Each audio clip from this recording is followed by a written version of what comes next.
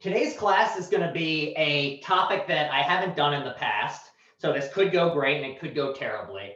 Oh man, I forgot to make sure to not write in the middle of the board where it's invisible thanks to the light. Okay. Paper 2 due, I'll just write it over here. Paper 2 due Friday, May 14th. Okay, but before we get into the topic for today, I want to talk about a couple business things. I'll repeat all of these again at the end in case anyone comes in late.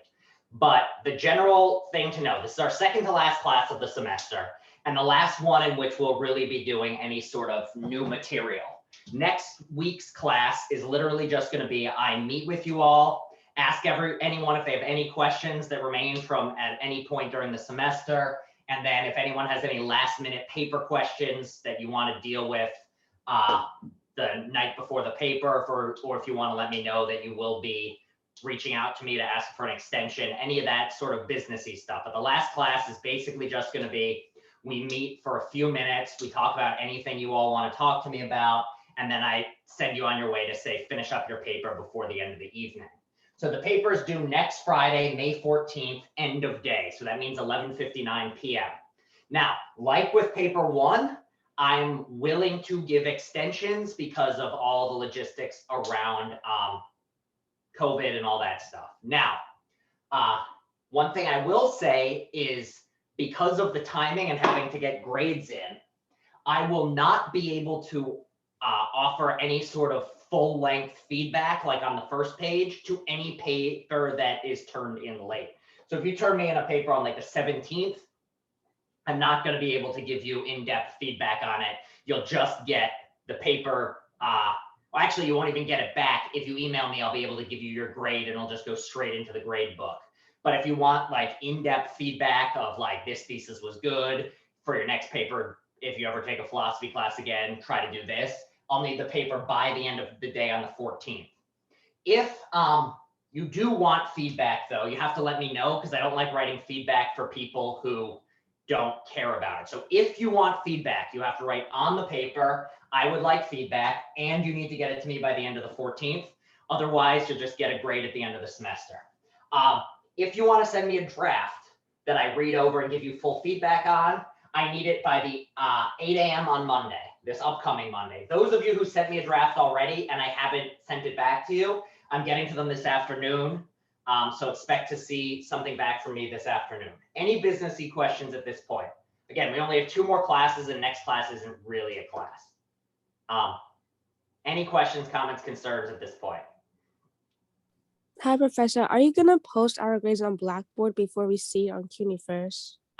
What I can do is if you want to know what your grade is, you can reach out to me. I don't post them on Blackboard first because every time I've tried to, it's gone wrong and the wrong grades have gotten posted, probably because I can't use Blackboard. So if you want to know your grade ahead of time, feel free to reach out. I will probably be posting them on the last day, May 28th. That way, if anybody has any COVID related stuff coming up, you can turn in your papers like the last possible day. So if anyone is dealing with end of semester stuff, I'm going to wait till the last day. So if after you've gotten your work in and you want to know what your grade is before they get posted to CUNY first, reach out to me before the end of the day on the 28th and just be like, hey, professor, what did I get in the class? Does that work for you? Yes, thank you. Okay. This is actually a really good question. And this is not really related to cyber ethics, or ethics or philosophy, but it's rather just a really good question that Chris asks. And I want to, because you're asking the question, Chris, I'm going to do my best to answer it in some of the ways I deal with writer's block. So what is writer's block for those of you who aren't familiar with the term? Anyone know, other than Chris who asked about it? Writer's block. Yeah, when you don't know what to write, or specifically when you sit down in front of your computer and nothing is coming out, or you're stuck, you're just repeating yourself, it's not coming well. So how do you deal with it? And different people have different ways. And just to be clear, everybody who's ever written anything deals with it. Many famous authors deal with writer's block. Everyone has writer's block problems. So first thing to do with writer's block is don't get frustrated. Don't feel desperate. Try to stay relaxed. And the easiest way to do that is to not start your paper the night before it's due. If the night before it's due, because there's a lot of things that can lead to writer's block. For me, lack of sleep, hunger, all of these things are likely to lead to writer's block. So anything you can do to decrease your chances of feeling those ways can help put you in a frame of mind that reduces the stress tied to writer's block. Because usually what writer's block is caused by is anxiety about the writing process. So if you're going into the paper and you feel anxious, you'll freeze up and it will be difficult for stuff to come. And then you get frustrated and it becomes this vicious cycle. So anything to reduce your stress levels, be that eating, making sure you get a good night's sleep. And also, if it's really becoming miserable for you, take a step back and don't write at that moment. And this is why it's very important to give yourself a few days in advance.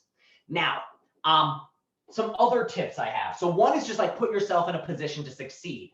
So, and this is the sort of thing where like it seems so obvious, but very rarely do we take the time to do that. So anything you can do to give yourself more chance of success. Another thing I find is, let's see if I can actually get my marker to work. Nope, of course not. There's gonna be a lot of writing in red today because it's the only marker that's being cooperative. The other thing is trick yourself into thinking you aren't writing a paper. So all of us will write things like emails, texts, and not feel too stressed about it, as long as we don't feel like it's high stress.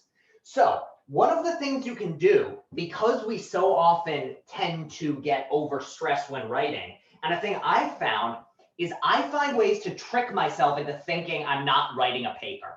So what do I mean by that? Well, in your mind, what does writing a paper for a class look like? What is like, imagine you going about the process. What does it look like? And I mean, like, where's your physical body? What's your setup? Anyone want to share? Sitting at a desk. Yeah, you're sitting at a looking desk, at a screen. looking at generally a computer screen, and it's usually the screen starts looking like this. It's the terrifying white screen of a Word document or a text document or something like that. And because in our lives, this screen is associated with the anxiety of writing, simply seeing a blank screen can be a self-fulfilling prophecy. Where you see it, you get terrified and it makes the writing process harder. And this is just straight up human psychology. If you've done something unpleasant in the past and it's associated with a certain taste or flavor or image, you're going to be less desirable to do it in the future. It will cause stress. This is the same reason that if you have a food item right before you get sick, then you're not going to want to go back and eat that type of food again.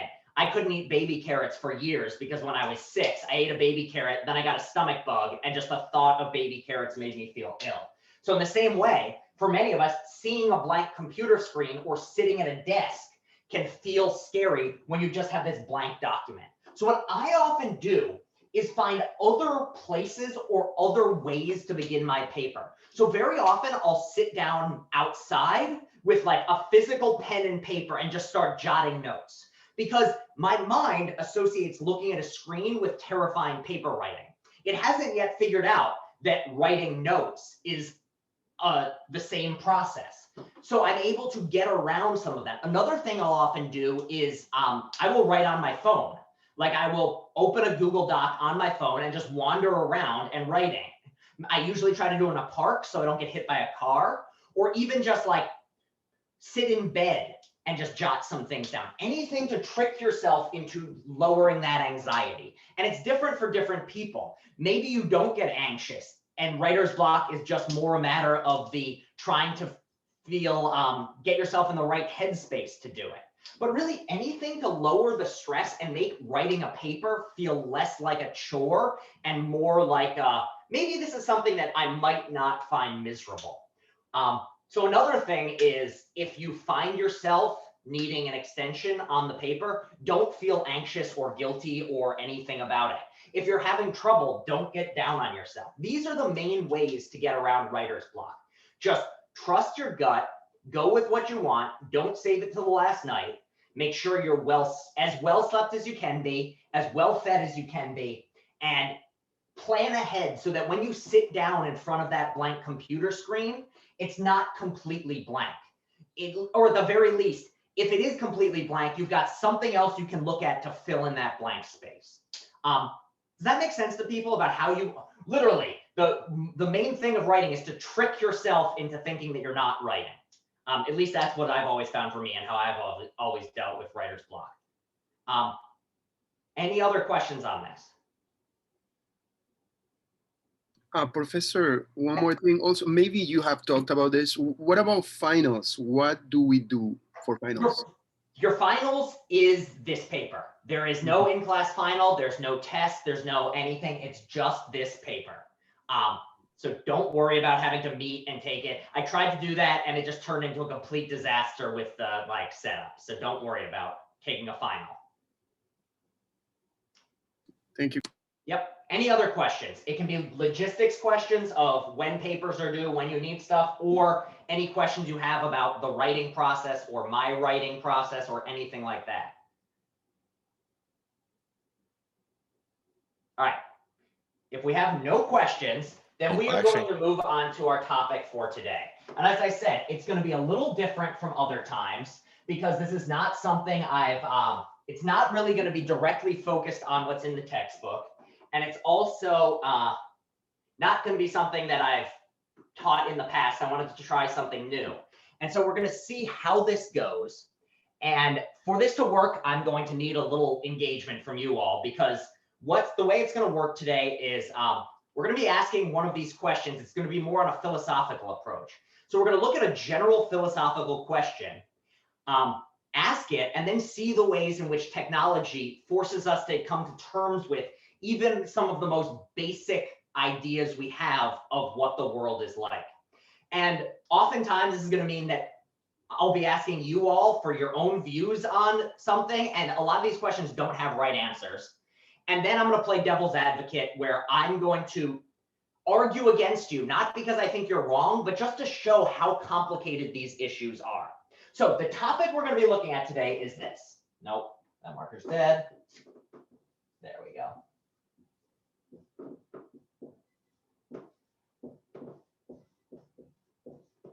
Or alternatively, what makes something / someone a person? All right. What makes someone or something a person? That's going to be our focus today. And in particular, we're going to look at, generally speaking, why we should care about this question, why technology ties in with this question and forces us to reconsider, and why something as simple as being a person is a lot harder to define in general. And then technology and the nature of technology just makes it even more complicated. So first off, intuitively speaking, how many of you feel like you have a somewhat everyday grasp of what a person is or what it is to be a person? Usually people have to, or like at least I assume that it's usually you have to be human, like because you can't, if you're gonna say it's a person, you don't say it like, oh, a tiger is a person. Yeah, it seems like in our everyday lives, we feel pretty confident saying what's a person and what's not. Like, I would feel pretty confident that all of you are people, that my mother's a person, and that the cat is not a person, and that like this marker is not a person. So in our everyday life, we have this general idea of what a person is. Did somebody else have a question? No, Professor, I was going to say, this, I mean, for me, it comes even before we're people. Like you look at the species that look like you and you think that's a person, you know, Yeah. sort of Marcus was saying. Yeah, and oftentimes it does seem like that's how we approach people. And it's like you look at other human beings and you kind of just assume, or there's some sense in which you feel like you know that's a person because of how they look, or alternatively, how they behave. Like I engage with you all, you type in the chat, you send me papers, you ask me questions, I hear your voices, and from there I feel every day like I have a pretty good grasp of what a person is. Now, the main thing I want to say though is that even if in our everyday life and in the common everyday sense in which I'm engaging with other humans, I feel like I know exactly what a person is. When you pause and you think about it a little bit more, it becomes clear that our notion of what makes something a person begins to be, the more you look at it, the less clear it feels like you know what makes something a person versus not a person. And especially because when you start to take technology into account, what it seems is that maybe our definition of what a person is going to have to change as technology changes, or that we're going to have to just like redefine how we go about deciding what people are or what counts as a person as we develop new technologies. And a lot of the cases that bring up this are like science fiction now, but you know, who knew that we'd be flying one day? You know, you told our ancestors that we'd have airplanes and no one would believe it. So what's to stop us from getting technology that forces us to rethink what a person is? So let me think of the best way of doing this. First off, why do we care whether something's a person? Why should we spend time thinking about this question? Why shouldn't we just say, who cares what counts as a person and what doesn't? We can just move on. Marcus. Basically, it really ties into what I think you really wanted to talk about, like the topic at least. It's basically like the issue with people faking identity as a person. So yeah, so one thing that's tied in with a person and why we care about people is that it's only people who generally engage in like social interactions. People are who do social engagement. So for instance, the government. Who is in the government? What is in the government? Usually people running or having jobs and like running it. Like, yeah, but the key word there is people. We don't think that a government or a school or a class could be run by people, something other than people. Same with a family. It seems like a family requires people in it. You might have a pet dog, but you in some sense own the dog. Same then with something like a romantic relationship. It seems like the only thing you could be in a romantic relationship with is a person. Like you can't, there's something, if somebody tells you I'm in a romantic relationship with my front door, you think like something's off here, something's gone wrong. If they tell you they're they have a girlfriend and their girlfriend is their dog, you start to think something's maybe a little bit off. So we have these social engagements that are crucial. So that's one reason we care about people. If we don't have a clear understanding of what counts as a person and what doesn't, there's some sense in which we don't fully understand all these social interactions that govern our society. What are some other reasons that we care about what counts as a person and what doesn't? Well, what sorts of things do people have that other things do not? I guess thinking ability. Yeah, so there's reasoning, and why is that important? Feelings is another one. Why do these things matter? What is it about the fact that humans can reason and have feelings, or that people can reason and have feelings, that changes our relationship with people in comparison to other things? So first off, how many of you for lunch today will be eating some sort of animal? Or for dinner, be it chicken, pig, Probably me. I will, Professor. Yeah, most of us will be. How many of you would be willing to eat a person? No. Why not? Why would you not be willing to eat a person? What is it? The morality of it, and why is it immoral to eat a person?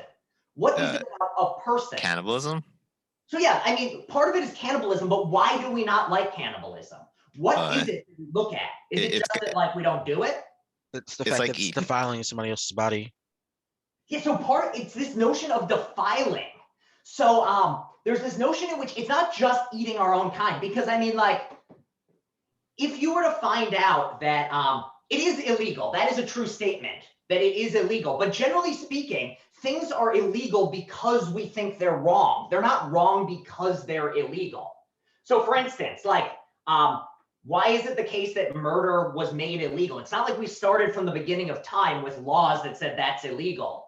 It's rather that somebody said that's wrong, and then we made the laws to follow along. So with cannibalism, why is it that we say cannibalism's wrong? Well, it's not that it's illegal. It's illegal because we think it's wrong. And we think it's wrong because of this notion of defiling another person, or this notion of the fact that it's our kind matters. And so it's not just that, like if I was a dog, would it be immoral of me to eat another dog? It would just be, I don't know, I'd be a dog. Probably not. Yeah. It's almost like something about the fact that we're human beings who think and feel that makes it wrong. And in some sense, if you are a human, or if you're a person, you count morally to a certain degree. You have to be taken into account, and you have certain, we generally try to think of it as people get rights. If you're a person, you have moral rights or moral privileges, or people have to treat you in a certain way, or individual rights. If you weren't a person, you wouldn't feel like, going back to our property unit, the only reason that we think that I, a human being, can own a house is because we think of me as a person who can have rights. We don't feel bad. Like if a squirrel moves into your wall and you kick the squirrel out, you don't feel like you're violating the squirrel. Maybe you feel bad that it has to find a new home, but you don't feel like you've done a moral wrong to the squirrel. It's rather like, this is my house, you move out. If a human being lived on your land and you just kicked them off, and even though they had like the document that showed they owned it, there'd be something different going on. So that's one thing about why we care about people. This notion of we have rights, we have individual rights, we have individual, well, yeah, if you're a person, certain things have to be taken into consideration that don't get taken into consideration not for people. Does that make sense to everyone? Yes, Professor. All right. The other thing is, what's another thing about people? What do you do if your dog goes into the living room and pees on the floor? You get mad, but what do you tell the dog? Stop. You say stop. Or reprimand the dog. Wait, say that again, Jorge. I was talking over you. Sometimes some people will reprimand a dog. Yeah, sometimes you reprimand the dog, but why do you reprimand the dog? What is the goal of the reprimanding? To stop them. You stop them. You're training them so they won't do it again. Now, if your neighbor comes into your apartment and pees on the floor, what do?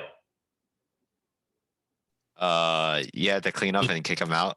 Probably, maybe. Is that all you? Yeah, you're gonna call the police, or you're gonna hit them, or it's gonna be who do you get more mad at, the human or the dog?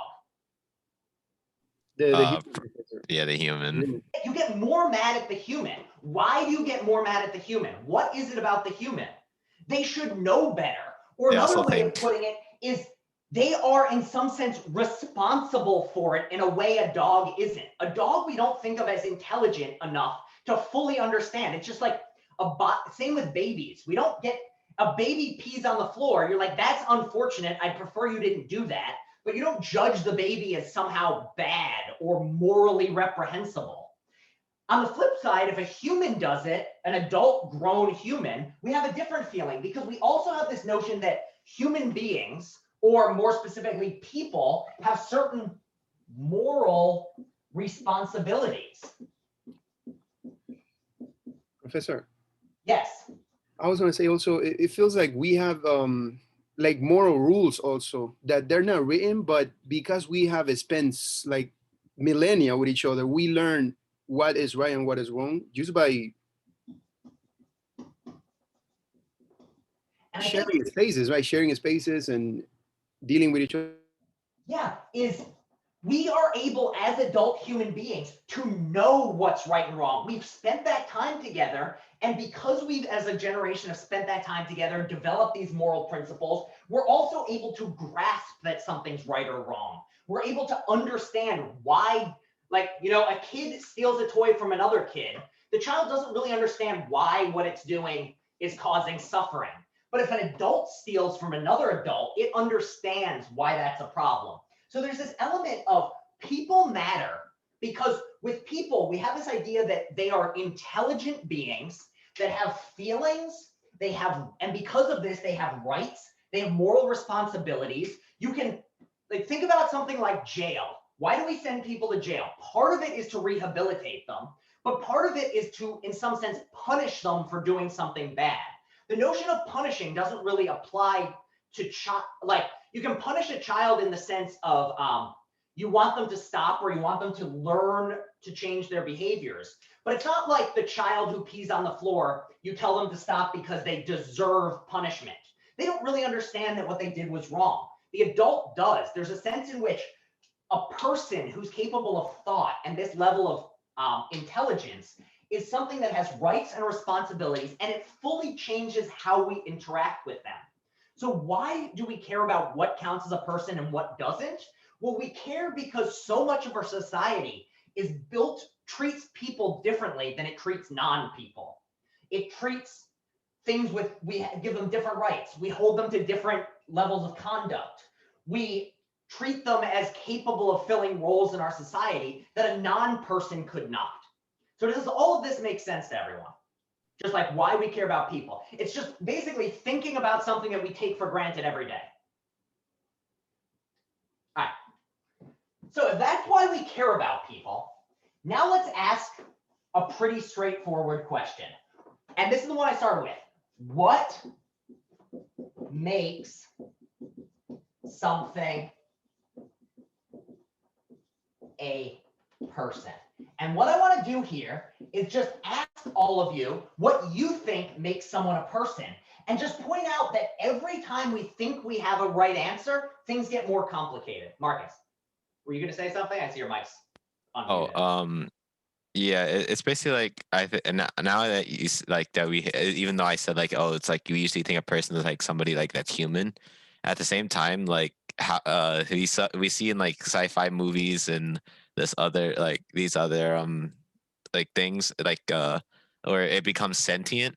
If something can become sentient, then there's gonna be usually do you consider that as a person? So like if an AI became like sentient and actually became like been able to think for themselves, and I think that's what also like what considers another part to be as a human, whereas like you have to be able to think for yourself, otherwise you're just like you're just not capable, like not human, I guess. And I think that's also why one of the reasons why we don't we think that eating animals is fine versus like eating a person, is because the person is actually sentient and like knows. It's like they can think for themselves, while like we think that animals are just like mindless lower intelligence creatures. Yeah, I think this is right. So let's work through Marcus's train of thought here. So first off, very often when we think of people, what do we think of? Human beings. Because generally speaking, we know we're a human being and we see how we feel and think and feel human. And then we look around at the other things that look like us and behave in ways similar to how we behave, and we conclude they're people too. We know we're human, we know we're a person. You all look similar to me and also behave similar to me, so you're probably a person too.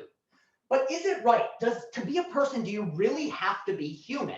And Marcus brings up science fiction. So think about science fiction. Do you think, and this is a matter of opinion, do you think that robots in movies are capable of being people? Think about some famous robots from movies. Are they people?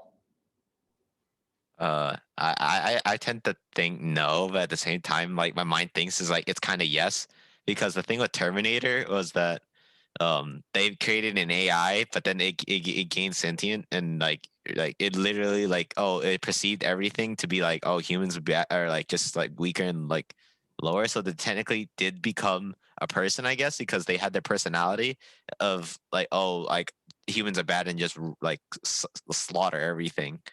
So another one we can go with. So rather than let's do this a step at a time. So first off, in a movie like, well, what are the things that make you think that maybe like, let's go with, I don't know, we can even do something less human looking than Terminator. We can go with something like R2-D2 or one of the Star Wars droids. Do people know who I'm talking about with all of this? Yes. Okay, just making Yeah. sure.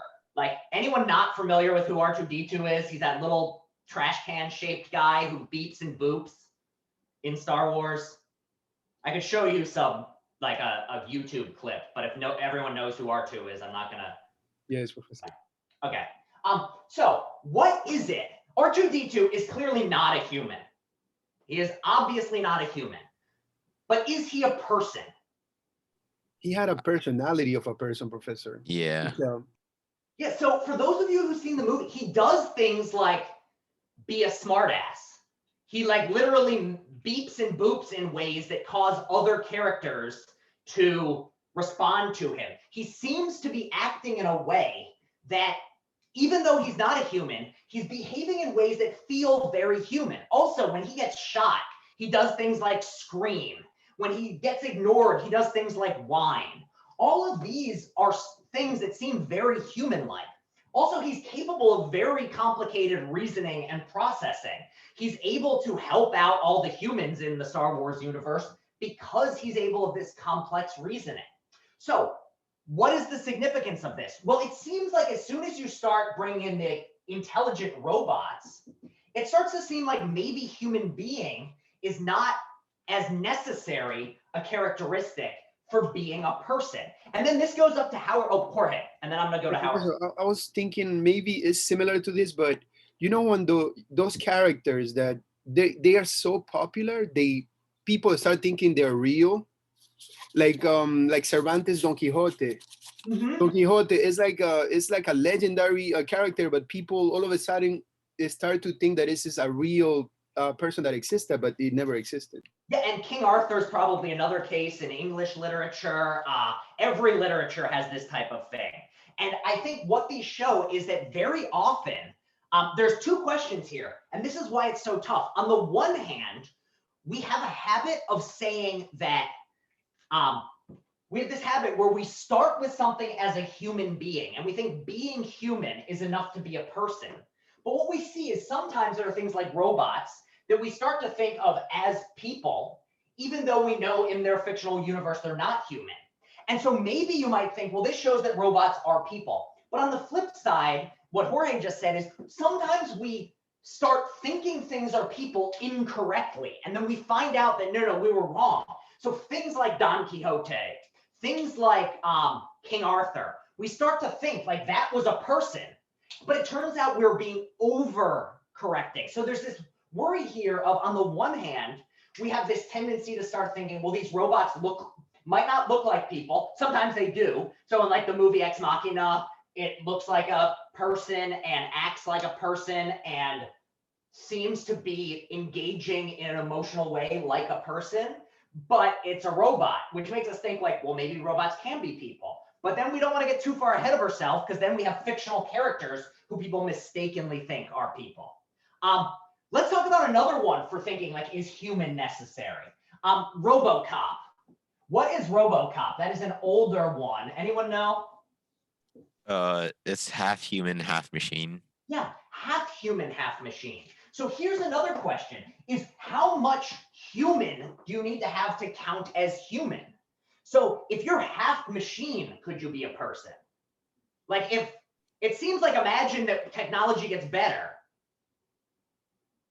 Marcus, what were you gonna say? And Rodney says a man engineered to be the government's perfect law enforcement unit. And yeah, that's exactly what RoboCop was. Yeah. Basically start with a person, turn him into a robot cop.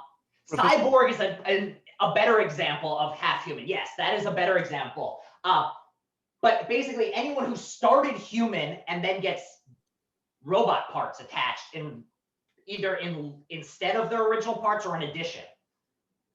Yeah, I think that it, like with the deal with RoboCop is that he was injured because I think, well, in one of the newer movies of RoboCop, like the whole thing with the black suit RoboCop, but basically how it was went is that the guy got injured either in like an attack, a raid, a cop raid, or his car got blown up. right? So, but then, so he was so injured to the point that that he had to get his whole body removed, and like all he had left was like his head and his like heart and lungs, I think, and basically everything else was and it's also he was also replaced. He also had like the cyborg personality put into his head, right? So like he was like he had like a processor, I guess, and like like which deemed like things to be either a threat or not. And also at the same time, like his whole body was pretty much mechanical because he couldn't have a physical body anymore. Okay, so let's ask questions about this RoboCop personality. If let's just like build it up. Imagine that I walk out of the door this afternoon and I get hit by a car and my arms have to be amputated, my legs have to be amputated. In its place, I get robot arms and legs. Am I still going to be a person? Would you still consider me a person? Of course. Yes. Yeah, it seems like it would. What if, somehow it becomes like RoboCop, where the only thing that's left is my head and a robot body? Yeah, Am you're I still a a person. now? Yeah, you're a person. You still you just lost your body because of an unfortunate accident or something. All right, so how far can we push it? Is there a level at which I would no longer count as a person? I think it's basically if you become like non-thinking or like sentient, basically, where like you just be like, it's like like a feral animal. I think that's how you do it. You just attack everything, like where that's when I think you don't become a person anymore, Yeah, and like you just go into like a demented or rage. And I think this is a good way of thinking of it, is thinking seems to be key. Because let's go with another sort of experiment. Imagine that I'm this same, I'm the person who I get in the car accident, and the only thing that's left mostly undamaged are my brain. Now, imagine my brain being the only thing that's good enough. And so what they do is they take my brain out and they install it into a full robot body. And so now it's my brain in a robot body. Most of you, I think, would be inclined to say, like, yes, that is a person. Now, here's a sci-fi case. Imagine that, unbeknownst to them early on, turns out that a brain cannot survive in a human body or without a human body. The robot body isn't enough after a couple of years. So instead, what they decide to do is, using a new technology, they basically download all my memories into a computer system and then upload all my memories into a digital brain. So while I know I've had the surgery, I still have all the memories, and they feel like they were my memories from when I was a child in a brain, but now I'm fully mechanical. Would I be a person in this case? What are people's thoughts on this? Professor, for me, it just seems like it's just you are programming a robot with your conscience, So I don't know. In my opinion, it would not be a human. So it wouldn't be a human, but would it be a person? Would people think it's a person, and why or why not? Jorge's kind of saying something about the fact it's a computer would make it not a person, or at the very least, not a human. Do people think that if I had my memories and everything, I'm not saying this is possible right now, but if we downloaded my memories and personality into a robot that went around with all my personalities, remembered them, and it felt to that robot the same way that those memories feel to me, would that be a person? Another way of asking this is, it could be a person. Jorge, what did you want to say? No, I was going to say that process for us to be like persons took a long time, Professor. So that's why I'm having a hard time picturing that, what you describe as a person, Well, here's the question. If it's not a person, then should we feel bad? So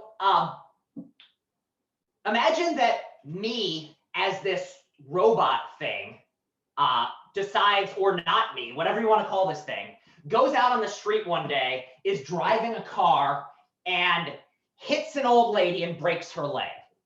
Now imagine that the government decides this robot needs to be shut down, kill it, or destroy it. How many of you think that that's fine to destroy this robot version of that may or may not be me?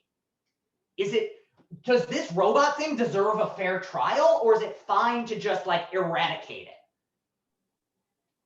Most of the time, robots are just eradicated. Most of the time, but this robot here, the one that thinks it's me and is aware, would it in some sense be wrong to just off this robot? Yeah. It's hard to say.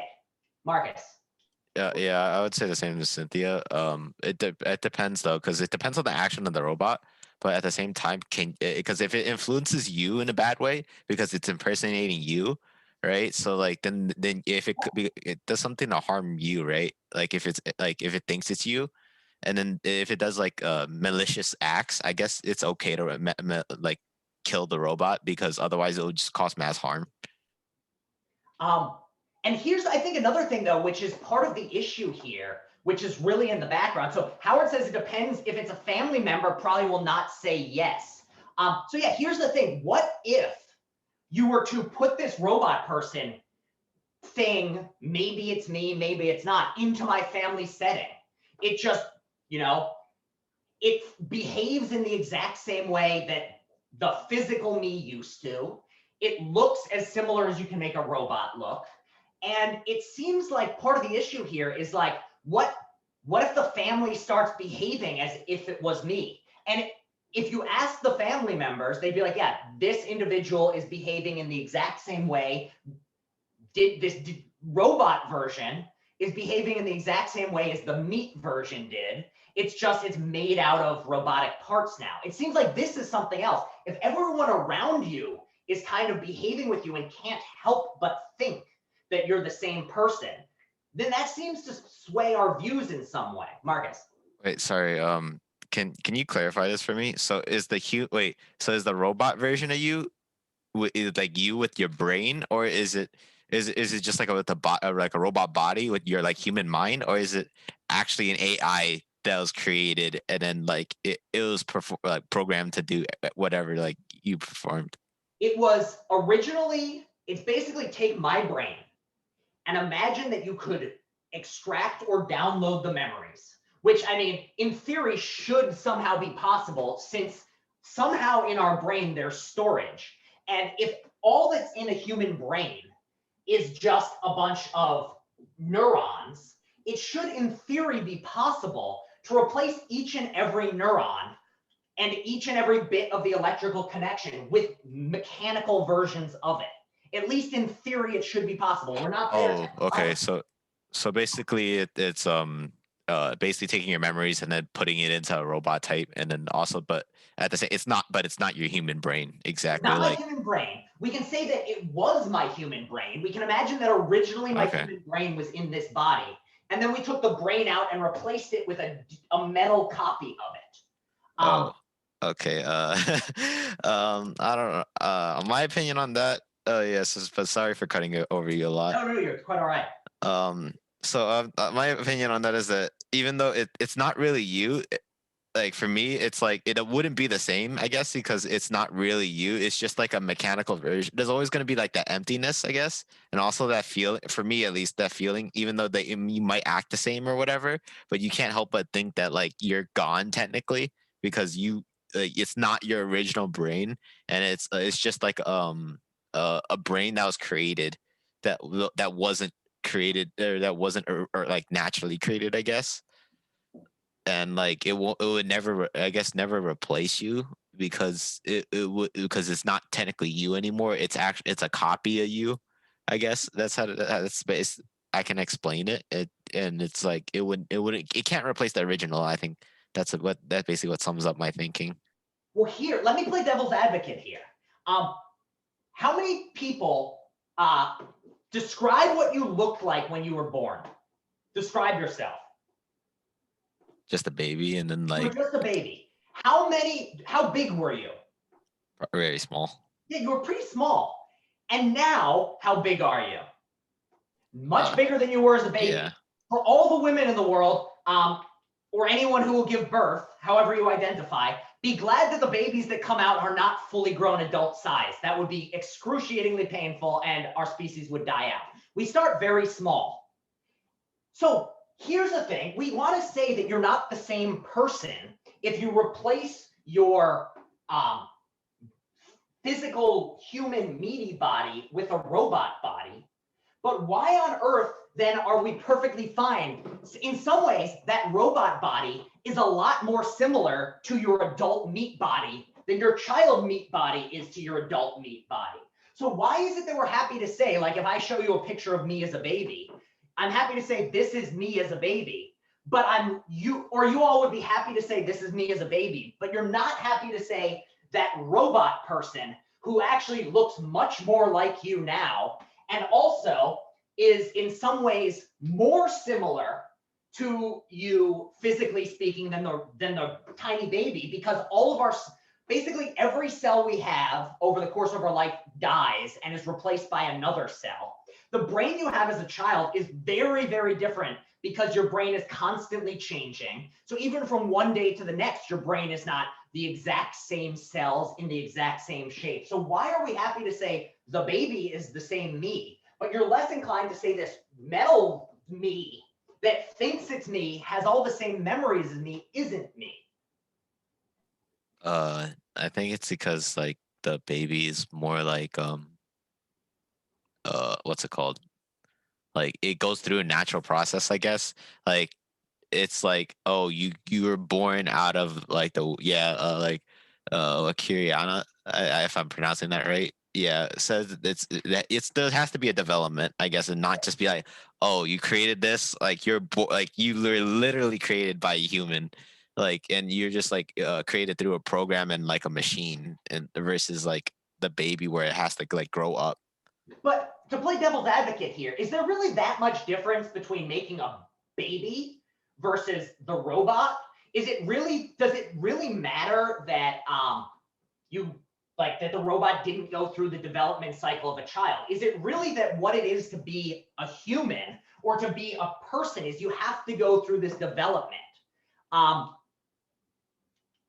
Well, would that really I'm just playing, to be clear here, I think all of these are really great ideas, and I'm just pushing back for the sake of showing that anywhere you put an argument, it gets a little bit messy. So Anwar says, I think if you could transfer your original consciousness into the robot and not a copy, then it would be considered a person. And I think here is a key issue. We have this notion of sentience and consciousness. So Professor, Mm-hmm. could it be that you still living, but you're living in a different like a different environment? Your brain is still living, like you still yourself? And well, I think that this is what's up in the air is, are you still yourself?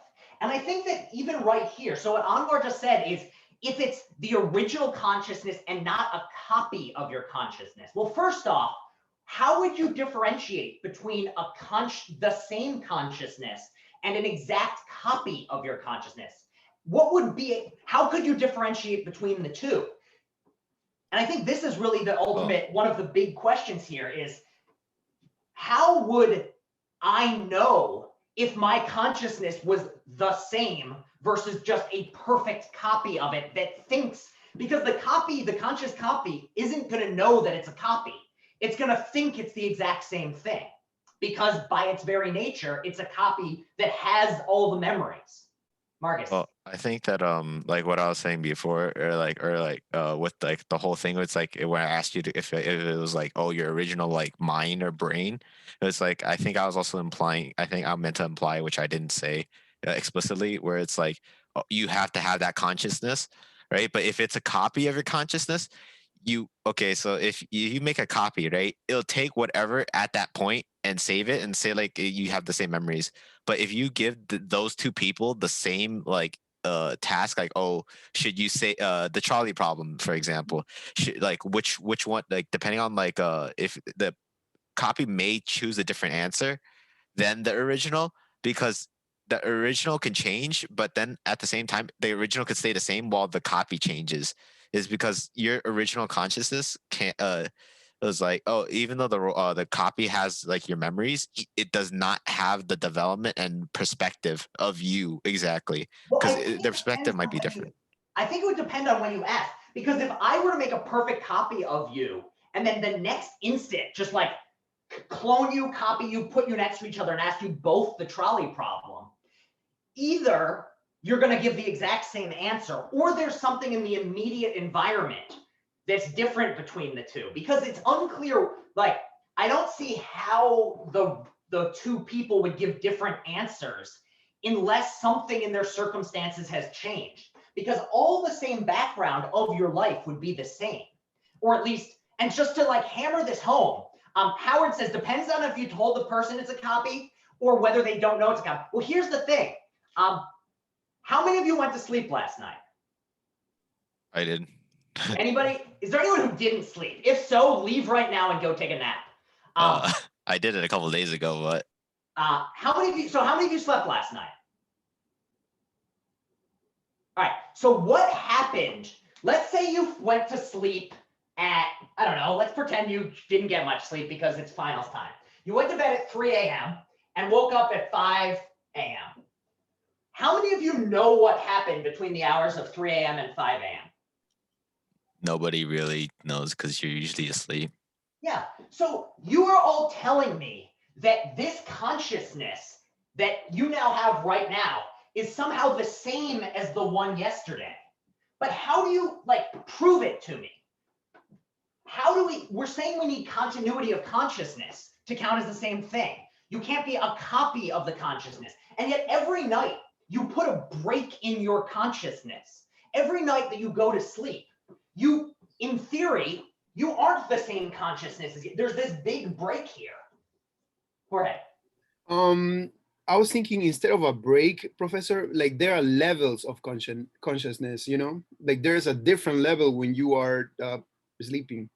So yeah, there is, I mean, and here's all this stuff in terms of like brain work, like we can somewhat remember our dreams, we can do all of this, but there is this question of if we are, is that really enough to like, in what way, if we're willing to say that my consciousness today is connected to my consciousness yesterday by some sort of connection that went through my sleep, even though I don't know what it is, then how can we not, like, in some sense, why do we say that this is the same consciousness, but we're not willing to say that like a copy, like in what sense do we not say that what we're doing today is a copy of yesterday before we went to sleep? Oh. How are we able to say that, Marius? I think my idea is like that. I guess it is. It's like technically you're not the same consciousness, but at the same, it's like because like it's still developing, right? Is because when you go to sleep, you have the whole like deep REM state or whatever, and like you could have a dream where basically you're still developing because like if you have a dream and that dream is really bad, like say that you're falling off the building, you'll wake up. Right, and then you just like you most likely you'll wake up and be like, oh man, that was actually just a dream. But then if you say that if a copy were to have a dream, it might not work the same because their body might not have like the hormone, like all the hormones and stuff like that you would have because their body's just electronic or like electricity. So like it wouldn't just be like they don't have other like factors like, oh, like us humans where it's like where we have like like all the hormones and like that'll affect our sleep. So here's the thing, we can, so yeah, your brain is still working while you're sleeping. So all of these, just to push back on what I was saying, so just to like highlight where things are, I was trying to say that, you know, we started moving to thinking that to count as a person, you need to have this thing, consciousness. And there's some sense in which the consciousness continuing is how the person continues, this sentience element to it. But then there's this question of what counts as continuity of sentience. If you get knocked on I was trying to argue that maybe that you go to sleep and go unconscious is sufficient to maybe make it more less clear whether you count as being a continuous consciousness or whether you don't count as this continuous consciousness. And you're all trying to push back with, well, maybe what's going on, like the brain is still working, there's still electrical activity that is going on while you're sleeping. So maybe it's that what we have is consciousness and then a continuity through we'll just say sleep allows it to go on. And then continuing here, we have more consciousness. So as long as there's this type of chain, it counts as the same person or the same consciousness.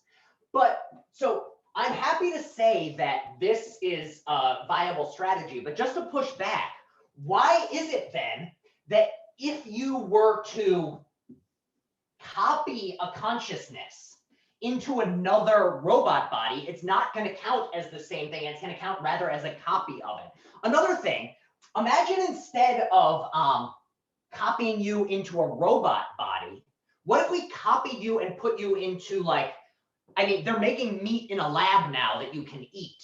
Why not say that we've designed a human body and it's like a meat body, and just this meat body is capable of, we put your consciousness into a second meat body. So it's not a robot anymore, it's just a different human body. Granted, it won't be the exact same, but we pump it full of all the same hormones. We get the levels all the same. Could this be the same person? Technically, yes. I think what you're referring to is like in sci-fi movies where it's like if one person's dead body, like, or like they're dying, right? You can move their whole consciousness to another body that was made from using a cloning system where Yeah. you basically clone the body, right? And then put that person's mind. But that the whole thing is that it could be the same it should be the same person, I think. Because the differences between is that you're not copying the consciousness, I guess. Well, at the same time, technically, yes, but I think of it as transferring and over copying, because you take that original consciousness and then put it into that body, right? So it should be the same person, but then at the same time, like it different.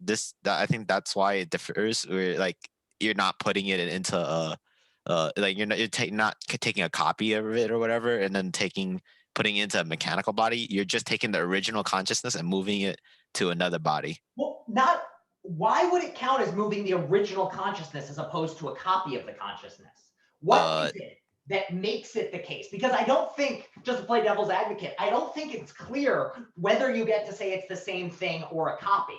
To differentiate between two things, if I have thing A and thing B, and I say they're different, I should be able to tell you how they're different. This one is shaped this way, this one's shaped this way. In this case though, how do you differentiate between moving the exact same consciousness? Consciousness doesn't exist in space. How do you differentiate between moving the same consciousness or just making a perfect copy of it and putting it somewhere else? And I think this is really the core of this question. And just one thing I want to highlight is just that one of the things that's coming up here is that everyone here is, for some reason, myself included, I'm not blaming anybody or saying this is irrational. I'm just saying that it does seem somehow like our notion of personhood is tied into meat. Something about the fact that it's a meat body as opposed to a robot body seems really important to a lot of us.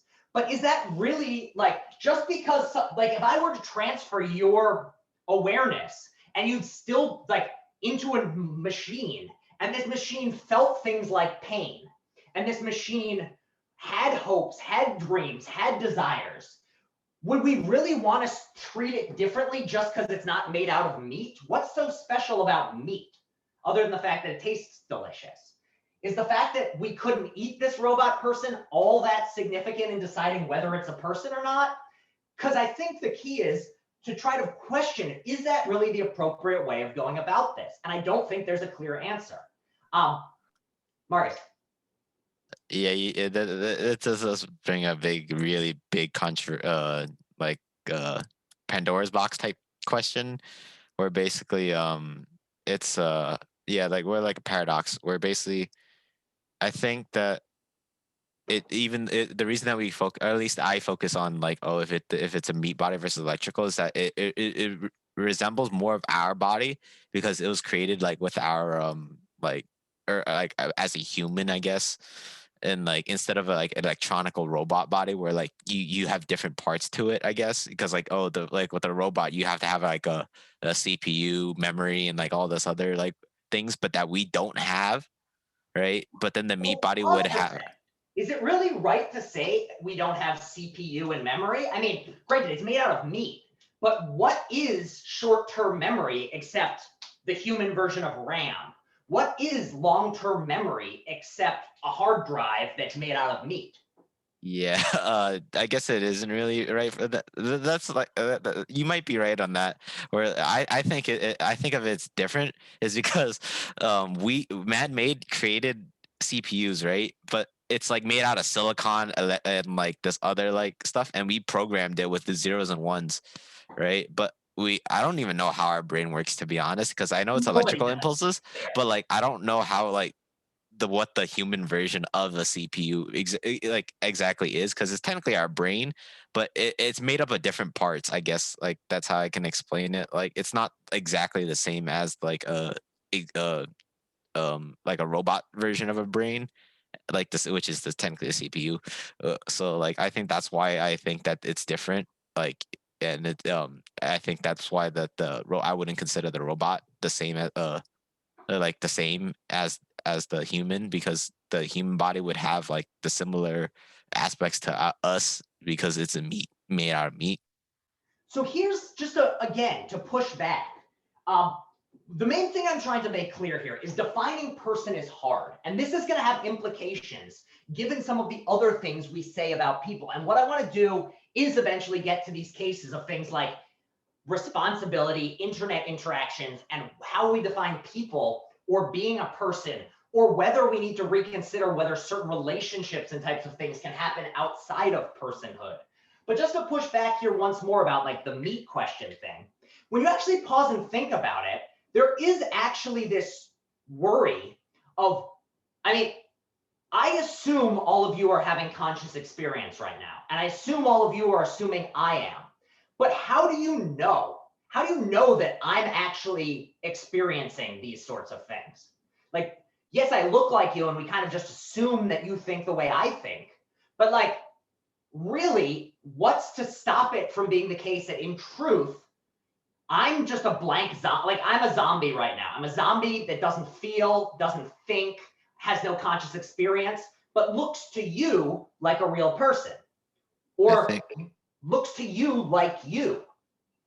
I think that like if you're like a zombie, I should say, like you wouldn't have the tone, I guess, that you have, or like like you, because people have like a feeling of energy levels, I guess, like where basically like if you didn't feel or feel anything, like you wouldn't like react the same way, or like be used to like reacting. So like say a robot, right? If you said something to a robot, they'll probably just give you like, oh, this is right, etc., right? But they won't have like that same energy as if you said it to a human, and like they won't well, I think the human would respond more with either energy or like some type of feeling, I guess. I'm not so sure. I feel like Siri's not there yet, but they're doing a pretty good job of making her sound human. Jorge, were you going to say something? I was going to say something, Professor. We trust that you are a person based on our experience, like in the past. We know how a person approaches situations. And like for me, another thing about the meat that you were talking about is that like Marcus was saying, we want to see ourselves, right? Something that looks like us, like you see that in other species, Professor. They recognize that they belong to the same group. So if it's like a robot, it's hard for you to accept it as one of your group. So I think that's 100% right. I think that it is very hard for us in certain ways. And we have this tendency to anthropomorphize, which is the more something looks and acts like an anthro or a human, the more likely we are to treat it as something like us that's worthy of the same sorts of feelings and rights. But a question that we should ask, I think, is there's two separate questions. One is, do we treat this thing as a person? And two, should we treat this thing as a person? Because I think that all of us would say that like a zombie, like a Walking Dead style zombie, even though it looks like a person, the fact that it behaves so differently from a person, and presumably it doesn't have the conscious awareness that a human does, means that we don't have to treat that zombie the same way we treat a human being. And in the same way, we generally try to feel like a cow, even though cows are much more intelligent than we generally give them credit for, because it's not quite as sentient as a human, we generally find out that, or we generally feel like it's okay to kill these animals. If we all found out that cows couldn't speak but felt the exact same way we did, like scientists do a study, and it turns out that cows think just as complicated as we do, feel pain to the same degree, how many of you think that we would still be okay eating cows if it turned out that they felt exactly how humans did? Yeah, Professor, I was gonna say also, the more we do these researches, because we ignore, like we think our ourselves the only species that like has consciousness, but the more, like you said, the studies, like research and all that, scientists discovered that a lot of species, they have like complex conscious and relationships among one another. Yeah, and so I think, and they recently did this study in, I can't remember who did it, but it was about whaling. So do people know what whaling is? It still exists in certain parts of the world, but it was much more common in like the 19th century, so like 1800s. What is whaling? Simply put, equals whale hunting. Oh yeah, Professor. This is a good example because I read that those whales, they live in families, and until the day the time they die, Professor, they stay in family groups. Yeah, they stay in family groups. Also, they done these things where basically, here's the Earth. Here was the Pacific Ocean. Here's where a lot of the whales lived. This was also where all the boats would come to hunt the whales. Now imagine if you were a whale and you could speak to other whales and you were as intelligent as you are, and all of a sudden you saw a lot of your family members getting killed by ships. You'd see these things come overhead, then your neighbors, your relatives would get stabbed and die. What would you want to do as a whale? Probably destroy. You destroy it, or imagine you recognize that you're a whale, so you can't really destroy a ship. It's hard. They're pretty big. What would you do? You'd want to avenge them. But imagine, you're a whale and boats are bigger than you are. And if you go up towards the boat, they're going to get you because that's the whole point. What else might you do? Run away. Run away. And not only that, what else would you do if you had a voice like a human being does?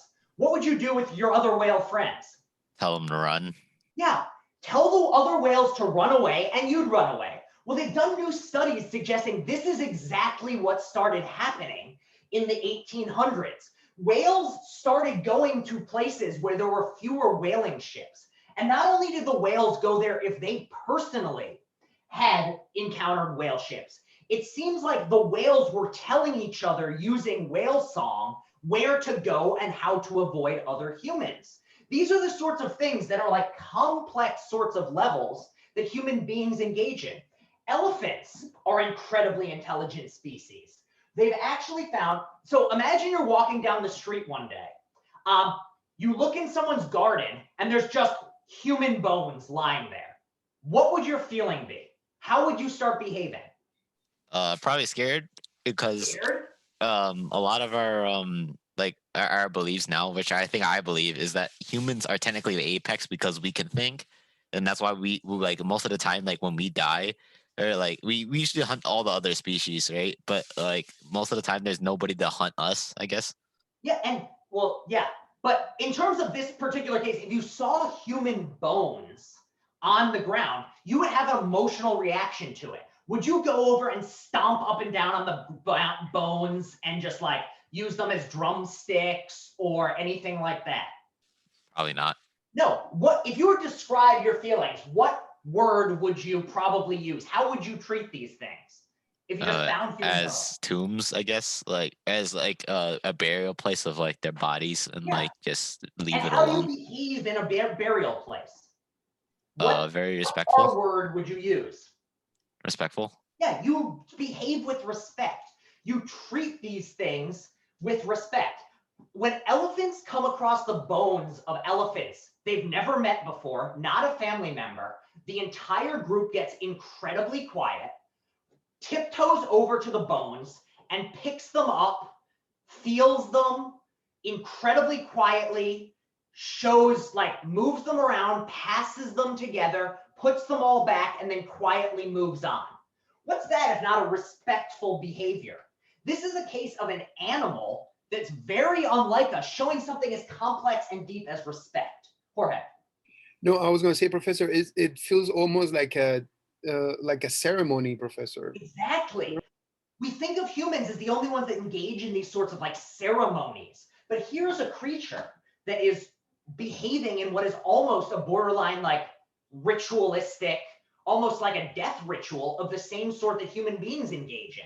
It's almost like a funeral, even though they didn't know this elephant. And this is another one to just push back on the idea of, do we really want to tie personhood to humanness? Well, it seems like some animals are bordering on person. And if animals can be, why not certain types of robots? Why aren't these sorts of things allowed? And so really what I'm trying to push here is not whether we do, because there are many things that we do, which later we realize maybe we were doing it wrong, or maybe we shouldn't have done. The question is, how should we treat these things? If we came along with artificial intelligence that behave just like human beings, like we made, how many of you watched WandaVision or are familiar with the Marvel Universe Vision character? Basically like a big cyborg human who acts like a human in every way except flies around. Like, if we started having robots like that, should we give them the same rights we give people? Not whether we do, we might still think meat's important, but the question is, should we treat them like a person? And I think this is a question that's becoming more and more important as technology gets better and better. Because the fact is, in time, we are going to probably be living in some sort of sci-fi type world, or what our ancestors, I mean, our ancestors would have already thought we were like using science fiction magic. Like just the internet itself is unlike anything we've ever had before. And so like, I think some of these questions, and one of the things as simple as what is a person is becoming harder and harder to define because of technology and because of these questions around what makes someone the same and different. If we ever came along with teleportation, that would totally mess up our understanding of what a person is. Are there any other questions or things people want to say on this person stuff? Because I think the main takeaway is we don't really know what a person is. And as technology comes along, it becomes harder and harder to grapple with these questions. Any last thoughts, comments, feelings? Because what I want to say is I think all of you raised all the right points on this. I just wanted to push back and show that a lot of people have similar views, and yet when you actually lay them all out and try to figure out how we understand person, it becomes really messy and a lot less clear than we typically think. And this is important because of how crucial the notion of a person is in the rest of our society. So any other questions on this one about why it's so hard to come up with a definition and why the nature of technology and science fiction is forcing us to reconsider our answers to these questions? Yeah, Professor, I was just going to say maybe not a little different from what we're talking about. Like, it seems to me that it's difficult for us to also treat other species as we treat our own species, you know? Yeah. Like, and the more we learn about these other species, like you said, like we ban whaling, you know, it's not longer allowed. Yeah. So it's not you. Like for me, you're not necessarily need to be a person to be treated as a person. You could argue also that we should respect other species as well, as if it was our species. I think that's a really good point. And I think that this is kind of emphasizing this notion of, is our very notion of people and our notion of an importance around people becoming less necessary as our understanding of the world because of new technologies, or as new technologies just allow us to redefine what is capable of self-motion and self-thought. Maybe what we're finding is with new technology, it's not even that we need to redefine person, it's rather we need to get rid of person and stop dividing the world into people and non-people, and rather recognize that there's this big complex gradient that any species could exist on. I mean, it's perfectly possible that there are aliens out there that are way smarter than us and conceive of the world in ways we can't even imagine. Like, how many of you have taken like a complex theoretical physics class? I never have, I've just done some reading on it. According to physicists, how many dimensions are there these days? Anyone know? So we typically think of 3D world, and then sometimes we throw in a fourth dimension of time. But does anyone know, according to string theory and all these other like fundamental views of how the universe works, how the universe actually is? It's usually something like 12 dimensions of space and 8 dimensions of time. I don't even know how to wrap my head around that. But if we are recognizing that this is the, and you can only really even conceptualize this mathematically, and I don't even understand how this would work. What does it mean for there to be 8 dimensions of time? Huh? I can't even wrap my head around that very concept. And yet that seems to be, on some theories, the best view of how the universe actually is. And if this is the case, then why not say there's another species out there beyond us that can appreciate all these dimensions and conceptualize it? And if we are to that species the same as the whales are to us, or even the fleas are to us, then maybe we just need to reconsider the importance of people. Jorge. No, I was going to say, Professor, yeah, no, on the string theory, I think I read that this astrophysicist was explaining that, you know how we learned that we are on a solar systems and there are millions of other solar systems. What they were theorizing was that they might be several universes. Yeah. Yeah. And there's a lot of thoughts, and when you dive down into like subatomic physics, a lot of the mathematical calculations have come out that people think that it's not just that there might be many universes, it's that there might be infinitely many other universes, all of them parallel to ours and slightly different. And so like wrapping your head around this stuff, I mean, I as a human being find it impossible, but perhaps there's a creature out there beyond us that can wrap its head around these things. Yeah, Professor. And also there was I don't remember the name of this astrophysicist, but he was saying that you know how we always want to know if there is life out there, if there's like you know, like a intelligent life out there in the universe. But like you're saying, like if they are a little bit advanced than us, like how would they treat us? Because like, you know, like the same way you see like a bird, or you know what I'm saying? Like they would look at us like, would we want them to care for us or respect us, or you know, or treat us as they treat themselves? And I think there's a question here of like, yeah, if another smarter species would treat us the same way we treat bugs, then why think that there's something special about our level? Why not think about it on some sort of continuum, some sort of like rethinking things majorly, and ways in which like maybe this, as technology improves, we need to reconsider this notion of person and this notion of defining things in terms of person. And to illustrate another way of approaching the same question, I think that the difficulties of using the notion of person or personhood in the modern world comes up when we start looking at the types of interactions that are made possible thanks to the internet. So this is the case that I sent you the reading about, because I think that what this case shows is our typical way of understanding something as simple as what a relationship is. And I mean relationship in the sense of boyfriend, girlfriend, significant other. Even something as clear-cut as this, thanks to modern technology and what has been made possible, is getting very, very difficult to define. So for anyone who read the reading, what or who was it about? Anyone? I will also draw up a picture of what it was about. Yeah, it was about Manti Teo. And who was Manti Teo?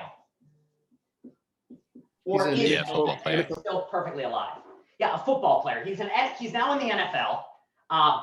At the time this story broke, he was like a senior in college. What's the story behind Manti Teo? Why did he go? I mean, he was always famous for being a very good football player, but then he got famous for what? Yeah, his grandma and girlfriend died during his senior year. I think the story was it was the same day, Professor. Yeah, oh yeah, it was but like died on the same day. He had this girlfriend who like he had cancer, I think, in the story, and devoted his entire season to her, would talk to her on the phone at night, had like a major email interaction. And so this was the story. He dedicated his whole season to this girlfriend. She was the love of his life, et cetera, et cetera, et cetera. Any interview he did on ESPN or anything, he'd talk about how important his girlfriend was to him. Well, what did it turn out once the season ended? What was the big surprise here? It was all a hoax and she never existed. The girlfriend never existed. It turned out it was some guy catfishing Manti Teo. It was somebody pretending to be a woman, and Manti Teo was not in a relationship with this woman, or maybe was in a relationship with this woman, but the woman in some sense did not exist. She existed only on the internet. So why am I bringing up this case? Well, here's the issue. On one hand, it's very easy to say what happened. We say that Manti Teo thought he was in a relationship with a woman. Turns out he was being catfished. And everyone know what I mean by catfishing, going online, pretending to be someone you're not. Yes. So on the one hand, it's very easy to say like Manti Teo was catfished. He thought he was in a relationship with this woman, but it was really a guy pretending to be this woman. And the woman he thought he was in a relationship with never existed. So on the one hand, that's simple. But on the other hand, start thinking about the implications of this. Start thinking about some everyday questions that might come up. So for instance, before Manti Teo found out it was a hoax, was he in a relationship or was he single?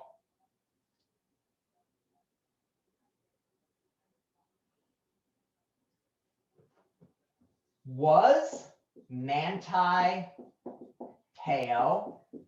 Yeah, Professor, I feel like we have redefined the meaning of relationship.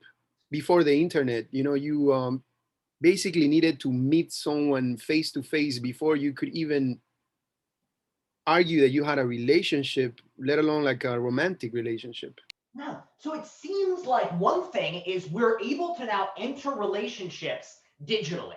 So this is like a fundamental change. But more generally speaking, so imagine this case. I live here. I'm an actual real person. I look great for 14. Over here, I'm dating another person, also 14. They're both real. They both say, let's be significant others. They agree. How many of you would say this is a relationship? This is a genuine, full-blown romantic relationship. They've never met, but they FaceTime, they Zoom, and they both agreed we're in a relationship. No.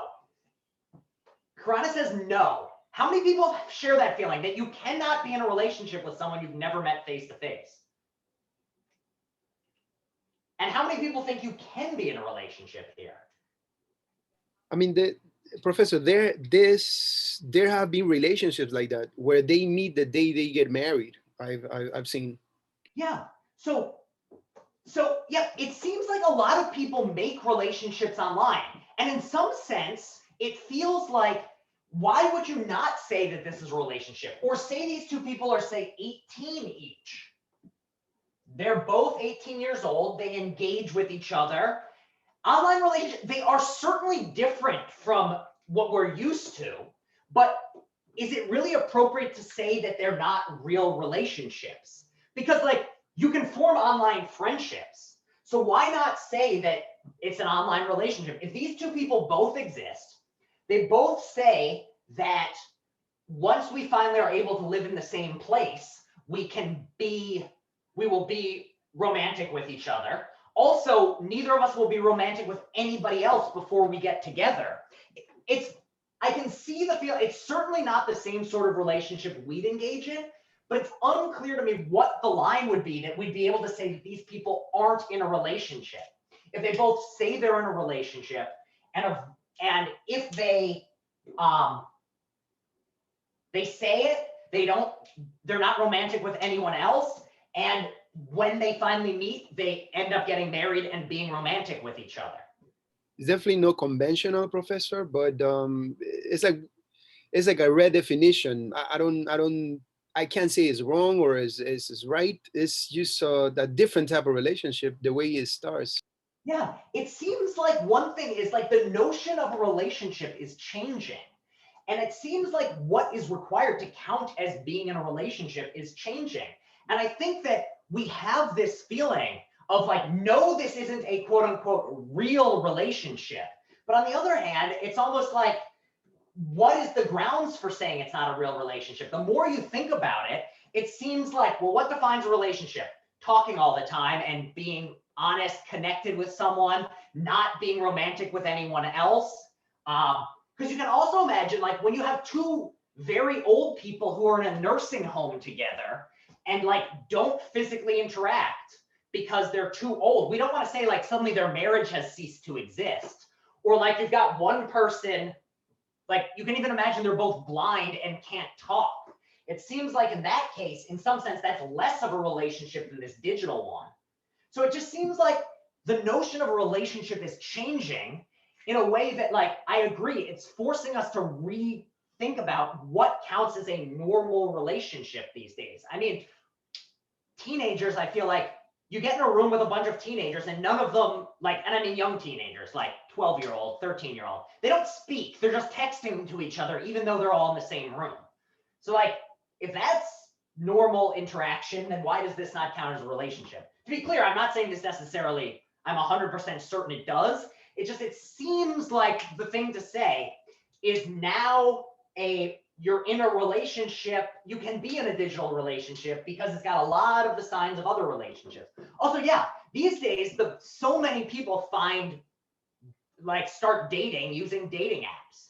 So in this sense, like the nature of dating has changed, but it's still, we think of it as dating, or at the very least, like interacting. Picking someone up has fundamentally changed because the internet's involved. But so basically at this point, you either have to say that these two people who are real, but have only met digitally, either are or are not in a relationship. You can say no, they aren't, because we're going to say that it only counts as a relationship if you are online or if you're in person. But there is this feeling of, it seems like you can develop romantic feelings for someone even if you've never met them. You can promise to be faithful to each other until the day you get together, or maybe you know you'll never get together, but you're still going to be like faithful to that person. And it seems like, so here's this question. So if this can seem like a relationship, then how do we deal with a catfish case? How do we deal with a case like Manti Teo, where he thought he was in one of these, when really he was not in this, he was being catfished? And I think this is where we start to run into some problems, where this is not a question you had to deal with in the past to the same degree. Jorge. Yeah, I was gonna say, Professor, in his head, like if he was not in on it, he was in a relationship. In his brain was telling him he was in a relationship, even though like he was not, but he was convinced. And I think this is a really slippery, weird slope to go down.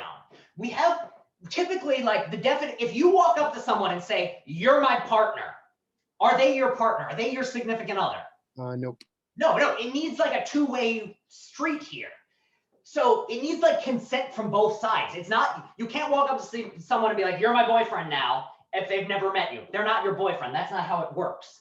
And yet in this case, we've got this very strange thing in which, because of the nature of technology, it seems like we can say that this man was in a relationship in his own mind, and therefore it counts as he was really in a relationship? Was he really in a relationship? Like, it seems like this is where the issue starts to come up. And I think that this is why catfishing is as much of like a troubling moral question as it is. I think that these like questions of what becomes possible and what things become real because of catfishing gets really messy. So like, do we want to say that Manti Teo was in a relationship because in his own mind he was in a relationship? Or do we want to say that no, he wasn't in a relationship? Or do we want to say yes, he was in a relationship because but he was in a relationship with like a fictional person who was created by somebody else? Like, so out of curiosity, how many of you want to say he was in a relationship? And how many of you want to say no, he wasn't? Yeah, so let's go. Yeah, Professor, I was going to say, I think I'm going to say that he was in a fictional relationship. It was a kind of relationship, but it was fictional for all of us, you know?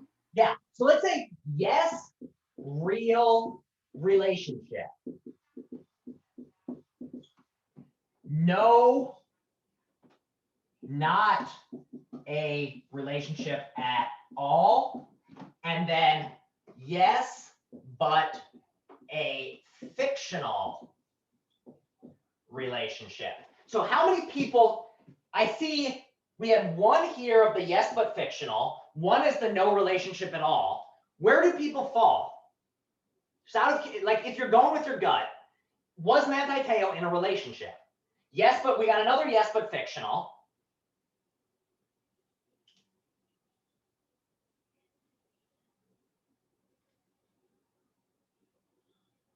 Anybody else?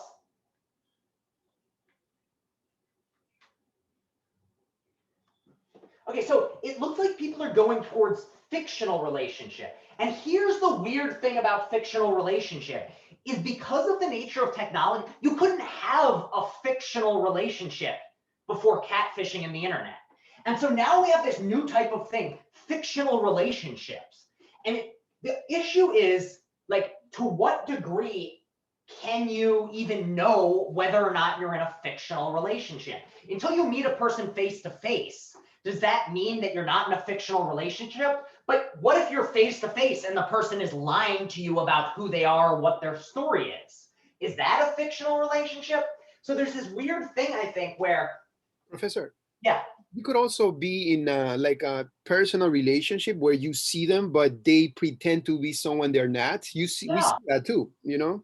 Yeah, and I think there's many cases in history of people who had multiple spouses where none of the other ones knew about each other. So they had like 3 families. So in some ways, maybe not fictional relationships aren't that different from before, but I think there's a reason to think that, like, this is just becoming so much more prominent that I think we have to, like, reconsider what counts as being in a relationship.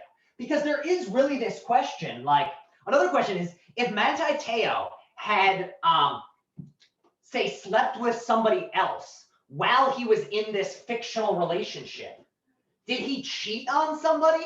Did he fictional cheat? He would have felt terrible if he never found out that she wasn't real. But, like, all of these things are just becoming so much more complicated thanks to the nature of the internet and things like catfishing. One last thing I want to do about catfishing is ask a simple question, which is,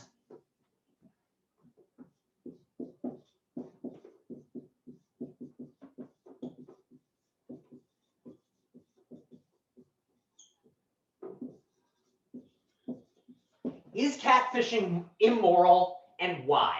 And I think we all have a similar gut feeling about this, but I just want to play a little devil's advocate of what is the reason that we think it's immoral. So why is catfishing immoral? For those of you, is there anyone who thinks it's totally fine?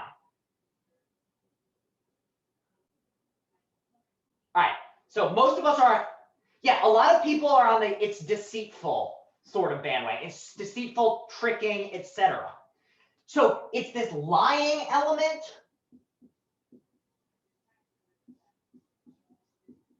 Yes, Professor.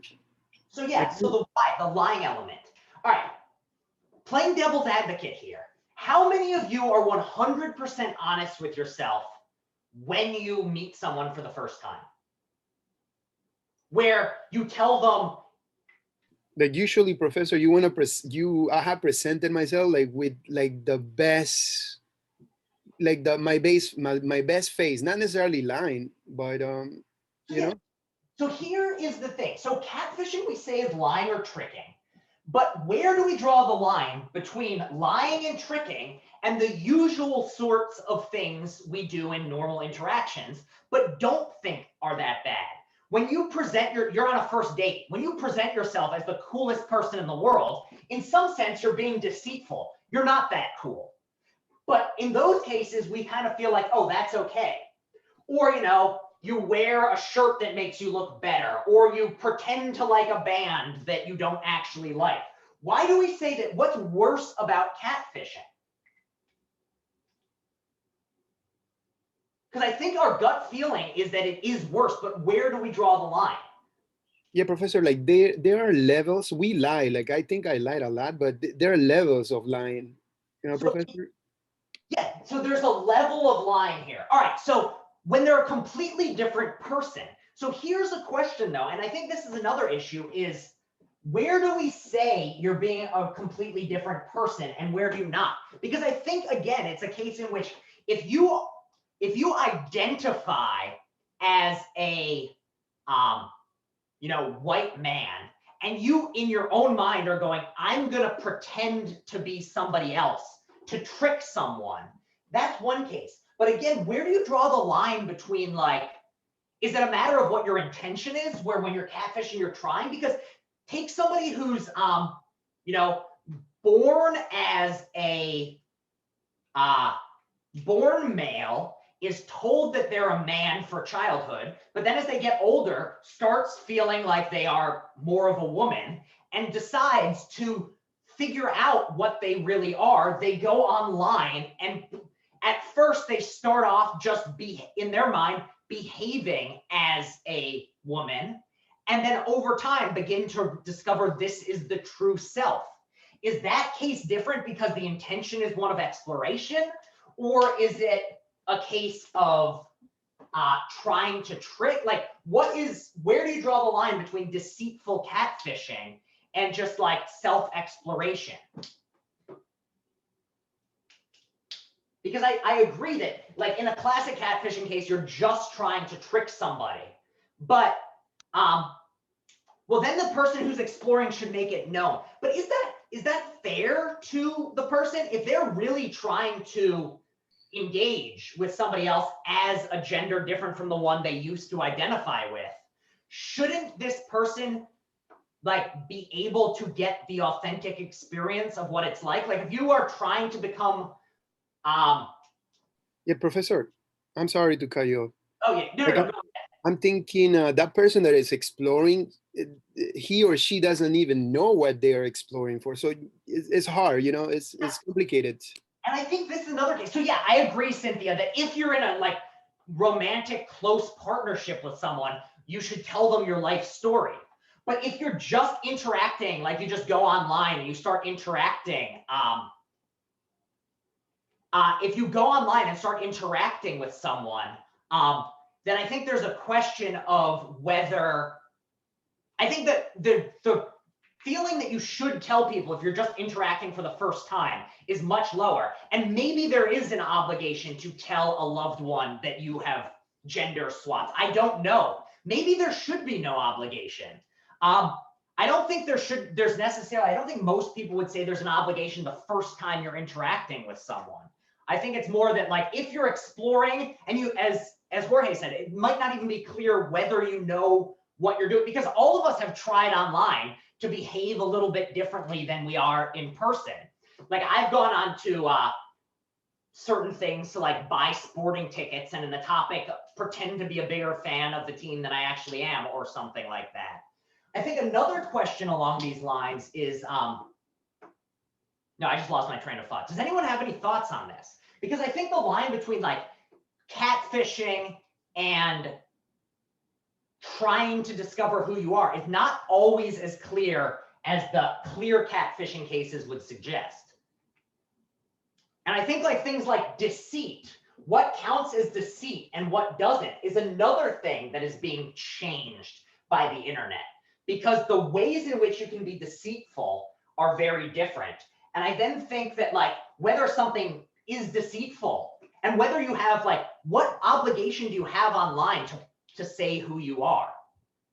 Because it's so easy. Like I think that the case can be made that if you're in a romantic partnership with someone, you should inform them of your gender. I don't think it's clear that it's the case, but at least there's an argument. But if just interacting with someone for the first time online, they don't really have to know that much about you. Yeah, I was going to say that, Professor, like later on, if you see that things are progressing, is when you actually have to be more honest, you know, with the other person. Yeah, and I think that would be the time in which, if there is an obligation, it kicks in. But I don't know, like, I think all of these are complex issues of if a person, I just feel like in the spirit of being open and honest with someone, you should probably tell them most of the things about yourself. But Yeah, Professor, I was gonna also say, like, if you are gonna come clean, you should also like be honest to just to explain why are your fears, you know, and why you like try or like did the way things the way you did it. but I also do want to kind of highlight that even the notion of like coming clean is a little bit like messy in this situation, because if you genuinely feel that this is who you are, then like does that person really have an obligation to justify themselves in the eyes of everyone else? And I think that's an open question where like, where do you draw the line? Because like, I don't have to go around like justifying my very personhood. So is it really fair to ask other people to have to do that? I think it's an open question. And I think there are things to say on both sides. I just wanted to play devil's advocate there and not say, like, not come down too hard on that sort of point. I cut you off, Jorge, so. Oh no, I was just no, I was just thinking, Professor. I'm sorry. Yeah. And I think this is one thing that digital technologies really allowed us to do, or forced us to do, is because it's creating all these new questions, it's forcing us to really reckon with a lot of historical sorts of things. So things like, if so much of our interaction is we don't know what the other person looks like, then does this force us to reconsider how we define who we are or what we are? Here's another thing that I think is worth asking about is we were talking about with personhood, this notion of responsibility and rights and things. Well, we have a certain clear-cut sense of what our rights and responsibilities are in face-to-face interactions. And I think we have a pretty clear sense of what's right and wrong in face-to-face interactions. But it's not really as clear how these sorts of everyday conceptions carry over to the digital realm. Because like, to what degree are you supposed to behave in a certain way online versus in person? So just think about something like,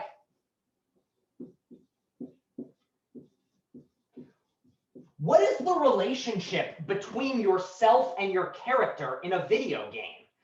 Like, in some sense, it's you doing the thing, but in another sense, it seems like the consequences are different because, well, they just are. So like, I mean, in a video game, many of us are happy to run around murdering other people in a video game, but I really hope that none of you all in face-to-face are murderers. So like, why is it, how do we justify this different behavior in some digital realms versus our online behavior? Like, it's perfectly fine if I'm in a video game to pretend to be somebody I'm not, but catfishing then becomes a less clear thing because you don't expect someone to be themselves on a game, but there is still some element in which we want to hold people to standards in games because we don't want to allow game environments to be an anything goes environment because there's still some interaction. If somebody starts using racist language on a game, their response to why they just used the N-word while interacting with other people can't be, oh, I'm just being my in-game character. Like, that's not an acceptable response. So there's still some degree to which we hold people responsible for their video game characters. So what is it? Like, why is there this difference? Where do you draw the line? And to be clear, I don't think there's an obvious answer here. I'm just posing the question. Does anyone have any thoughts they want to add on this point? Just like, because I think there's some other video game questions that really come up and just force us to grapple with our understandings of what's right and what's wrong. So I want to, if nobody has any points, I want to finish with, this is not really directly tied to anything, but it's again it's an ethical question that I recently came across and I just think is a fascinating study of like why we form the moral judgments we do and how we do it, which is killing / murder in video games. Is it morally wrong? So this is the first part. How many of you think it is morally wrong to either in a multiplayer video game in which it's like a multiplayer shooter, shoot somebody else, or in a single player game where you are controlling an avatar who is killing pixels? How many people consider this morally wrong, or there's something bad about this? I think most people say no. I'm certainly in the no category. I mean, it seems like, as a matter of fact, very few people are bothered by it based on the fact that there are so many games out there. Yeah, Professor, I'm sorry. Also, I mean, I'm thinking every time I hear about video games, we see this in movies, so it's like I relate to that, it's like it's sort of the same thing. Like culturally, we view it as not wrong thing to. But I think there is like a key difference here between the movie and the video game, in that in the video game, you are in some sense doing the controlling. So in the movie, it's like you are sitting back watching. I guess the parallel would be like the director who designed the movie and made the characters kill each other. So it seems like most people don't think it's morally wrong to have killing in video games. Or if they do, what is the reason that people often say it's wrong to allow killing in video games? When you hear about this in the news of people saying violent video games are a problem, what is their reasoning usually? Causes violent tendencies. It causes violence in the real world. So it's literally that this is going to cause violence. First off, there's absolutely no evidence that that's actually the case. The best argument against that being the case is the fact that violent video games are popular worldwide, and yet the place in which violent video games are accused of causing violence is exclusively the United States. So clearly there's something else going on. All right, so here though is the dilemma. So we don't think, if violent video games are a problem, it's a problem because it's going to lead to violent tendencies. But most of us don't think it's morally wrong. And yet there's this strange thing where in the real world, you have things like, in the real world, there's a genuine question to be asked: what's worse, molestation, like sexual harassment, or murder in like an extreme case? There's a question in the real world: what's worse? And yet we don't think murder is wrong in video games. And there's this strange thing people have identified, which is that we have a different feeling about molestation. If there was a video game where instead of murdering people, the goal was to molest people, nobody is okay with this game. Like, I'd be willing to bet none of you are like, yeah, that's a game I'd play. No, there's something where none of us want that game to be made. So what is the difference? Where is the difference? And I think this is showing the way in which the digital world is forcing us to reconsider our relationships with moral issues. Because things that apply neatly in the real world do not carry over the same to the digital world. Why is it that we're fine with digital murder, but we're not fine with digital molestation? What could be the explanation for that? Out of curiosity, there's no agreement amongst people who have thought about this as to why this would be the case. Does anyone have any ideas? Like, first off, do people share the view that a molestation video game is just like a big no-no, even though a murder video game is perfectly okay? I think it's basically standards. Yeah, I would have to agree. It's not really like, okay for molestation. Yeah, but why? Like, what is the standard? We're the ones who decide what should be okay. But everyone's like, yeah, no one's ever, it's a really weird phenomenon. Yeah, Professor, I was going to say, like, it's like it feels uncomfortable, to even talk about it, so it's like I can't explain it. Yeah, but I think it's doing it, I guess, because I think in a movie, because with a movie you have to act a certain way, and say like you had a molester character, right? And then like he was like the whole antagonist of a movie. I think it's a different feeling than actually being in the game and doing that type of stuff. But also our tendencies of or our feelings, I guess, murder isn't really is more common, I guess.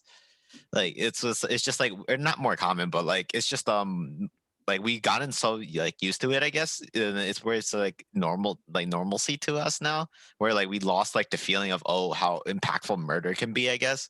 Is it simply that we're used to it? So like if all of a sudden there just became a trend of molestation video games, they become in 20 years or kids would think it was normal. I mean, that's one thing you can have, like one explanation, which probably plays some role in it.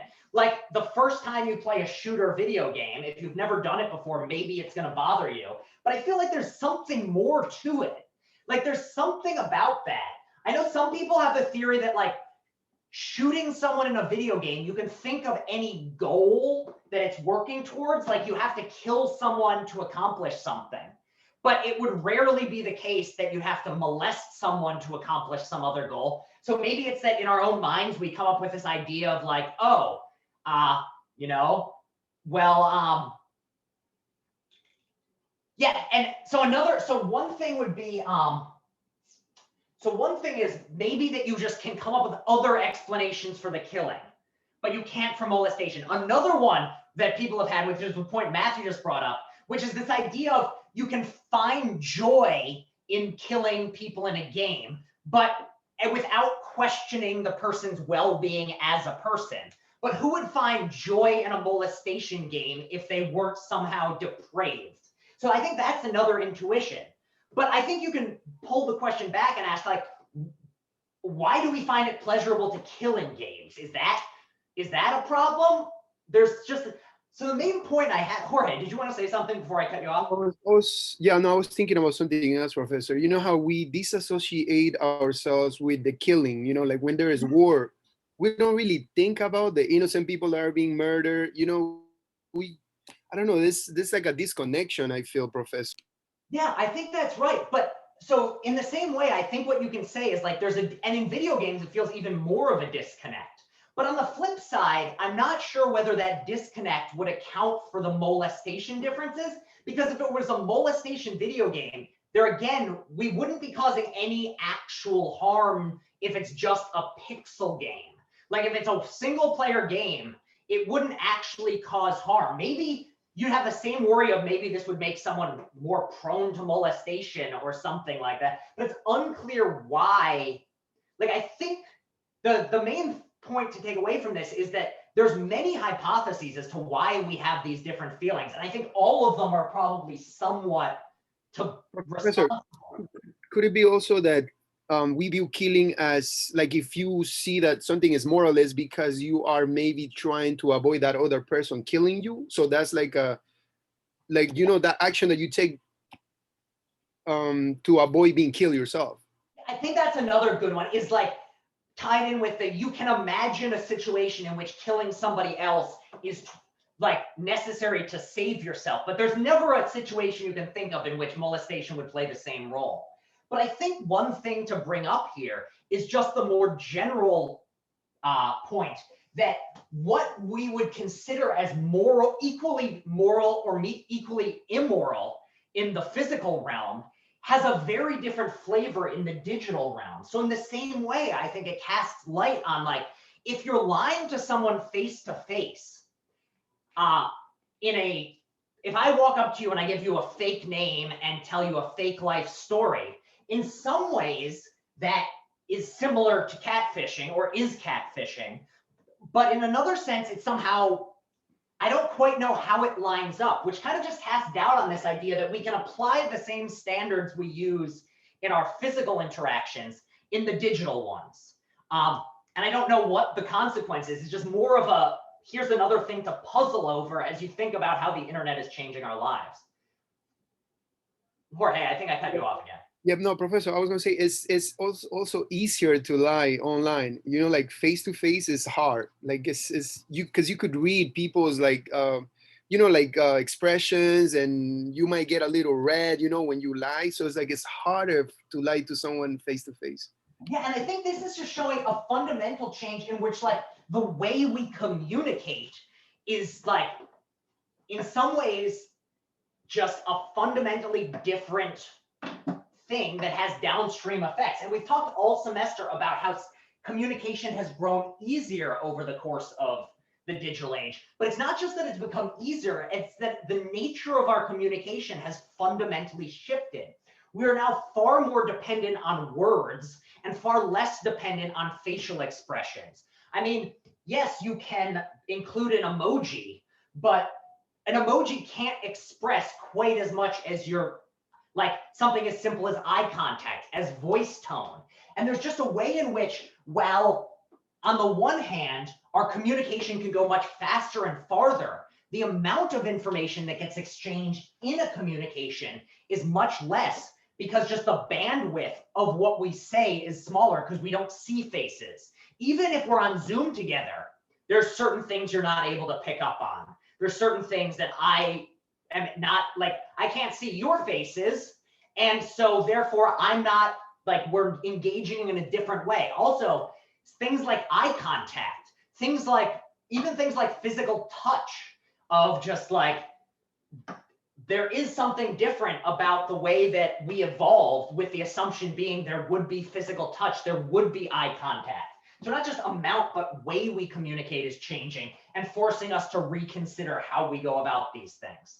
And I think all of it, the main thing to take away is, all semester we were talking about how all these new questions are coming up with new technologies and the ethical considerations and ethical questions they raise. But I also think another thing that's worth highlighting is that it's not just that we have our old ethics applied to new technologies. It's rather that as the technologies change, they force the world to change to such a degree that maybe even our very notions of ethics need to change. So for instance, we generally think, going back to the trolley problems from early in the semester, we generally think that somehow pressing a button to kill someone is less bad than stabbing them yourself. There's something about the visceral nature of that. Or pressing a button to save 5 people and kill 1 is somehow better than pushing someone in front of a train. But as more and more of our interactions are taking place from thousands of miles away, do we need to reconsider these ideas? If most wars are fought by people flying drones from halfway around the world, who don't actually have to face see the people they're killing, do we need to reconsider the levels of certainty we need to go to war? Do we need to reconsider whether we should think about rightness and wrongness less in terms of the gut feeling we have when we hear a case, and more about just like the calculations behind how much is this worth? How much is that worth? I don't know the answer on any of these things, but I think it's worth noting that the nature of technology is not just something that we have to think about morally. It's rather changing what is morality itself and what sorts of things we have to consider. Any other thoughts, questions, concerns about any of the stuff today? Thoughts, feelings, concerns, worries. All right. If not, I'm going to repeat what I said at the beginning of class, which is just paper stuff. So we have we have 1 class left after today, and today is the last day in which we're going to be doing real stuff. So between now and next class, you have a paper to write. The paper is due next Friday, May 14th, end of day. So I need it on Blackboard by 11:59 p.m. If you're a little bit later than that, don't worry, I won't mark it late. Because we are still in the midst of COVID and stuff is still happening, if you need an extension, just ask me. I'm almost certainly going to give you an extension if you ask for it. Grades are, so what I'd probably do is offer a week extension for people, so you could get me the paper by Friday the 21st, and that's totally fine. Anything later than that is going to be tough, but 1 week extension I'm going to be perfectly fine with. However, side note, comments. If you want comments on your final draft, you need to write, I would like comments at the top of the paper. I will give you a grade, but I don't like to write comments and take the time if nobody's ever going to read them. So please let me know. And if you do know, I will put in the time and effort to give you as many comments. It's just that I don't want to put in the time and effort if you're never going to read them. I won't judge you one way or the other. If you want comments, that means you're interested in improving, you enjoyed the class, that's great. If you don't want comments, that means that you don't need me to spend quite as much time on it. I get a little more free time, also great. Whatever happens comments-wise, I'm cool with it, totally up to you. However, If you want comments, I do need the paper by May 14th, end of day, so I have time to write down the comments. If you don't want comments, you will just see the grade at the end of the semester, or you can email me. Grades are due the 28th of May. So if between the time you turn in your paper and the grade date, you want to know what you got, shoot me an email. Otherwise, it'll just get posted to CUNY first at the end of the semester. Finally, if you want comments on a draft of your paper, I need it by Monday, this upcoming Monday, May 10th at 8 a.m. Get it to me in my inbox by that time. If you've already sent me a draft and you want comments on it, I will be giving you comments this afternoon. I just haven't had a chance yet this week to take care of that. Any other business questions on this front? Next class, if you request an extension, I'm not going to be able to give you comments just because of the timing. I just won't have time to comment on all of them. So if you would like comments on a draft, I'm happy to give that to you. But yes, the short answer is simply the logistics will not allow me to give comments on papers who got extensions. I just won't. I've got multiple classes and all the papers coming in at once, and I simply won't be able to turn them around fast enough. Any other questions on this business stuff? For next class, I'm literally, Marcus. I was just gonna ask, with the way that you grade, right? So if you do like a B+/A- like type thing, right? And then you take like the middle ground, right? How does that? Do you just divide it by 4 and then you get the grade, like the number grade, or? So here's how I do it. I do it on a 4-point scale. So everything. For topic 6, how long do we have to give me a topic? Honestly, Howard, however long you want. If you want to come up with a topic your own, just ask me whenever you can, and I'm happy to respond whenever you want. Even if you want an extension, I'm happy to do that. Now, in answer to Marcus's question, how do I do the grades?